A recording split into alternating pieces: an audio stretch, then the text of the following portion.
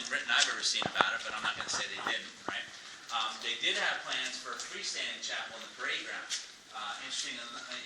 Interestingly enough, they excavated the foundation for that, but never built the chapel itself. But the Park Service capped that foundation and has it compartmentalized, and that's where they actually store their water. So it's a cistern for the Park Service, both runoff from the roof still, as well as reverse osmosis. Okay. Now, you look and you see the coral embedded in the concrete as an aggregate. That's the hardest job that was out here, was mining that coral. Fell to slaves. They employed slaves. I don't know if you'd say employed with slaves. They had slaves out here from the start of construction up into the 1860s. In fact, Stephen Mallory, one of the senators from Florida, petitioned the Army Corps of Engineers to use Key West slaves to prop up the local economy. Now, this practice fell out of use in the 1860s, and most people believe, oh, well, that's the Emancipation Proclamation, right? Freed the slaves. It didn't. If you read the document, it says slaves are freed in areas of active rebellion. This is not active rebellion. This is a Union-held fort, so technically it didn't apply. However, President Lincoln also signed an executive order during the Civil War, downgraded the penalty for desertion in battle. It used to be you got shot. Now it becomes life hard labor out here. Specifically at Fort Jefferson, they start to send these deserters. It's written in there that way. So you get deserters, and it starts to turn into a Union prison, but also you wind up getting overflow from other Union prisons. So if you look at the role of prisoners out here, many different crimes. Drunkenness on duty, disobeying a lawful order, highway robbery, rape, murder, anything gets you sent out here. Obviously the sentences are vastly different, right? You come out being drunk on duty, 6 months or a year. A heinous crime like rape or murder, and it's life imprisonment out here at Fort Jefferson for you. Now where they kept these guys? Up on the second tier, right above the entrance where we walked in this morning at the salad court.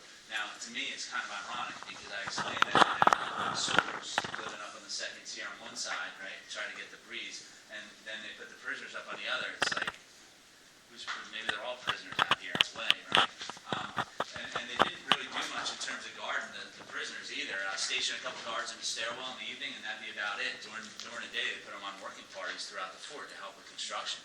Now, the most famous prisoner they had out here was not a military one at all, though, a civilian, Dr. Samuel Mudd. To refresh everybody's memory, he's the surgeon that set the broken leg of John Wilkes Booth, who's the man that assassinated President Lincoln just days after the Civil War and ended up at Ford's Theater. Now, Dr. Mudd was tried as a co-conspirator in the assassination trial. He was found guilty, sentenced to life hard labor out here at the Tortugas, missed the death penalty by a single vote, actually. Arrives out here, and he's kept up in, I call it general population, up on the second tier with those other prisoners. Somebody asked where Dr. Mudd's cell was. Now, I explained where it was to you. That's his official cell, and if you want to take a picture next to it, that's fine. But the Park Service, they can only definitively tell you he existed in one place in this fort. They know for a fact, and that's right above the entrance because it's got those 3 vertical windows, and he'd write home to his wife a lot, describing life living directly underneath those. He's there for a while, and that's where he formulates his escape plan, which he actually gets an opportunity to use because a laundry ship sails into the harbor and needs to be cleaned. So Dr. Mudd volunteers for that working party, right? He gets on board, he stows away. Now his problem is, he's the most famous prisoner, or high-profile prisoner they've ever had out here, so the guards quickly realize he's missing, so they start a search of the ship.